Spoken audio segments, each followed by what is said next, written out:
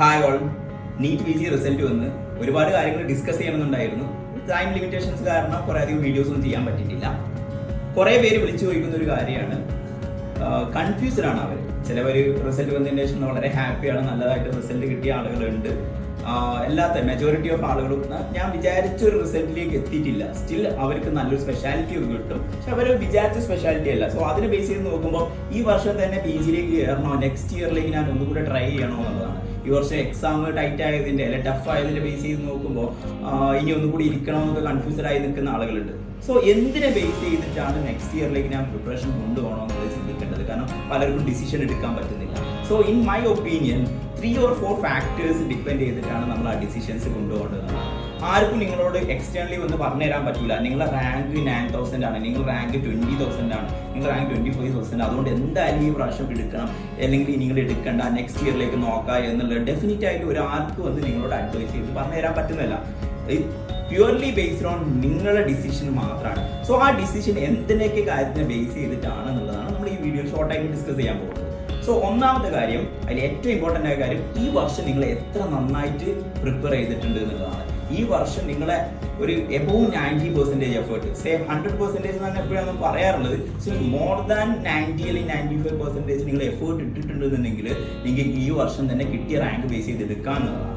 And രണ്ടാമത്തെ കാര്യം, നിങ്ങൾ എടുക്കാൻ പോകുന്ന സ്പെഷ്യാലിറ്റി നിങ്ങൾക്ക് ഹാപ്പിനെസ് വരുന്നുണ്ട്. അതായത് നിങ്ങളുടെ റാങ്കിനനുസരിച്ച് ഈ ഒരു സ്പെഷ്യാലിറ്റിയാണ് എനിക്ക് കിട്ടുന്നത്, ആ speciality is okay for me, I am happy with it. അല്ലെങ്കിൽ നിങ്ങൾ കൺഫ്യൂസ്ഡ് ആണെങ്കിൽ ഒരിക്കലും എടുക്കരുത്. ഞാൻ എന്താ പറയുക, യെസ് ആ സ്പെഷ്യാലിറ്റി എനിക്കൊരു ഹാപ്പിനെസ് തരുന്നതാണ്, അല്ലെങ്കിൽ ജസ്റ്റ് ലൈക്ക് ആ ഒരു സ്പെഷ്യാലിറ്റി എടുക്കുമ്പോൾ നിങ്ങൾക്കും നിങ്ങളുടെ ഫാമിലി മെമ്പേഴ്സ്, നിങ്ങളുടെ റിലേറ്റഡ് ആയ പേഴ്സൺസിനും ഒരു സന്തോഷം തോന്നുന്നുണ്ട് എന്നെങ്കിൽ definitely go with that speciality.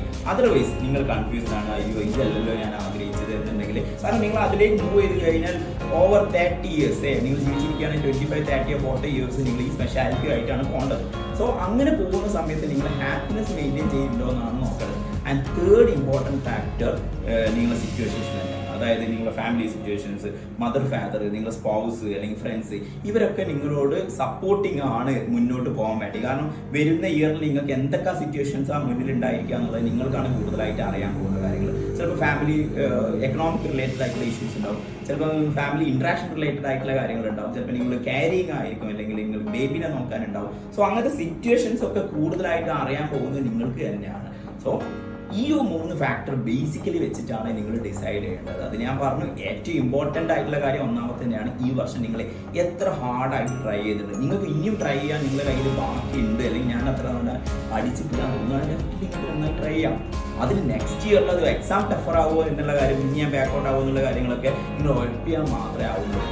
ചില ആളുകൾ പറയാറുണ്ട്, നന്നായി പഠിച്ചിട്ടുള്ള കുട്ടികൾ ബാക്കൗട്ട് റാങ്ക് കിട്ടിയില്ലേ, ആയിട്ടുണ്ട്. പക്ഷേ അത് 500 ട്രൈ ചെയ്യുന്ന ആൾ ചിലപ്പോൾ 2,000 or 3,000 പോയിട്ടുണ്ടാവാം.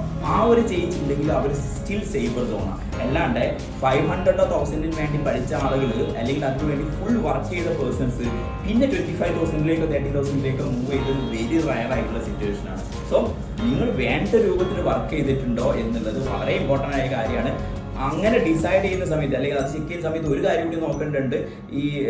ഈ നന്നായി വർക്ക് ചെയ്ത് എന്ന് തോന്നുന്ന ആളുകൾ ജസ്റ്റ് ശരിക്കും നന്നായി വർക്ക് ചെയ്ത ആളുകൾ വർക്ക് ചെയ്യുന്നതുകൊണ്ട് കമ്പയർ ചെയ്തുകൂടി നോക്കേണ്ട ആളുകളാണ്. ചില ആളുകൾ പറയാറുണ്ട് 130, 125 ഒക്കെയാണ് കറക്റ്റ് ഉണ്ടായിരുന്നത്, അല്ലെങ്കിൽ 6-8 hours ഞാൻ നന്നായി പഠിച്ചിരുന്നു, 50 question 100 question ഒക്കെ ഞാൻ ഡെയിലി ചെയ്യാറുണ്ടായിരുന്നു, അതൊക്കെ വലിയ വർക്കായെന്ന് വിചാരിച്ചിരിക്കുന്ന ആളുകളുണ്ട്.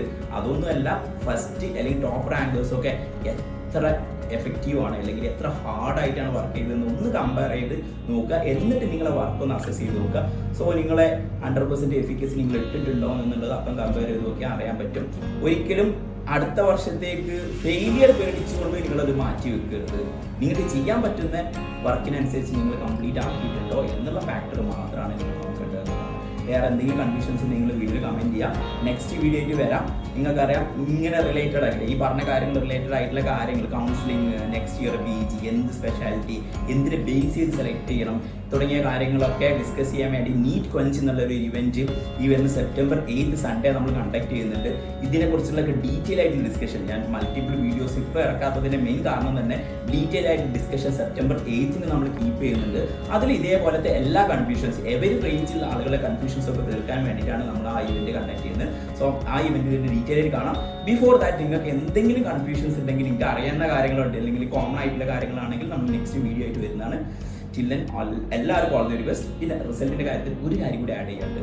നിങ്ങൾ വാങ്ങിച്ചിരിക്കുന്ന റിസൾട്ട് നിങ്ങൾ ഹാർഡ് വർക്ക് ചെയ്തിട്ടാണ് കിട്ടിയെങ്കിൽ അത് സഫീഷ്യൻ്റ് ആണ്. നിങ്ങൾ വെറുതെ വിചാരിക്കേണ്ട 1 ഡിജിറ്റ് 2 ഡിജിറ്റ് അല്ലെങ്കിൽ ഒരു 3 ഡിജിറ്റ് റാങ്ക് മാത്രമാണെന്നുള്ളത്. ഒരിക്കലും അങ്ങനെയല്ല. നിങ്ങളെ സമാധാനിക്കാൻ വേണ്ടി ഞാൻ വെറുതെ പറയുന്നതെന്ന് വിചാരിച്ചിരിക്കുന്നത് അതല്ല. നിങ്ങൾ ഹാർഡ് വർക്ക് ചെയ്ത് കിട്ടിയ സ്പെഷ്യാലിറ്റി അല്ലെങ്കിൽ ഹാർഡ് വർക്ക് ചെയ്തിട്ട് കിട്ടിയ റാങ്ക് ദാറ്റ് ഈസ് ഇനഫ്. അത് എന്ത് വലിയ റാങ്ക് ആവട്ടെ അത് ഇനഫാണ്. കാരണം അതിന് ശേഷം നിങ്ങൾ എത്ര നന്നായിട്ട് ഇനി വർക്ക് ചെയ്യുന്നു എന്നുള്ളതിനനുസരിച്ചാണ് അത് ഡിപ്പെൻഡ് ചെയ്യാൻ പോകുന്നത്. ഇതുവരെ ഹാപ്പിനെസ്സിനോ അല്ലെങ്കിൽ നമ്മൾ ഇൻസ്റ്റിറ്റ്യൂഷൻ നല്ല റാങ്ക് കിട്ടാനൊക്കെ വേണ്ടി നന്നായി പുഷ് ചെയ്തിട്ടുണ്ടാവും. നല്ല റാങ്ക് മാത്രമേ കാര്യമുള്ളൂ, അല്ലെങ്കിൽ കാര്യമില്ല എന്നൊക്കെ നമ്മൾ പറഞ്ഞിട്ടുണ്ടാവും. അതൊന്നുമല്ല കറക്റ്റ്. നിങ്ങൾ ഹാർഡ് വർക്ക് ചെയ്ത് നിങ്ങൾ കിട്ടിയത് എന്താണോ അതിന്മേൽ ബെസ്റ്റായിട്ട് വർക്ക് ചെയ്ത് കിറ്റ് ചെയ്യുക, സന്തോഷമായിട്ടിരിക്കുക. വെറുതെ ടെൻഷൻ കമ്പാരിസൺ അയ്യോ അത് കിട്ടിയില്ലല്ലോ എന്നൊന്നും ഉണ്ടാക്കി നിങ്ങൾ നല്ല സമയം നിങ്ങൾ കളയരുത്. വർക്ക് ചെയ്തിട്ട് കിട്ടിയ റാങ്കിൽ ആ കിട്ടിയ റാങ്ക് കൈ പിടിച്ച് ഹാപ്പി ആയിട്ടിരിക്കുക. That's very big thing. അത് കിട്ടുന്ന സ്പെഷ്യാലിറ്റി ചെയ്ത് ഹാപ്പി ആയിട്ട് മുന്നോട്ട് പോകുക എന്നുള്ളതാണ് ഏറ്റവും വലിയ കാര്യങ്ങൾ. ഇതേപോലെ കൺഫ്യൂഷൻ ഉള്ള ആളുകൾ തുടക്കത്തിൽ പറഞ്ഞ 1, 2, 3 തിങ്സ് ഒന്ന് മോണിറ്റർ ചെയ്ത് നോക്കുക. അതിനെ ബേസ് ചെയ്ത് നിങ്ങൾ ഡിസിഷൻ എടുക്കുക. ഒരാൾക്ക് എക്സ്റ്റേണലി വന്ന് പറഞ്ഞുതരാൻ പറ്റുന്ന കാര്യങ്ങളല്ല, ഇന്റേണലി തന്നെയാണ് ഈ കാര്യങ്ങൾ ഡിസൈഡ് ചെയ്യേണ്ടത്.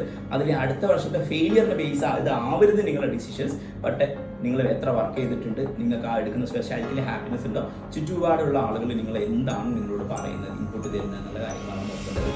Okay, all the best. Thank you.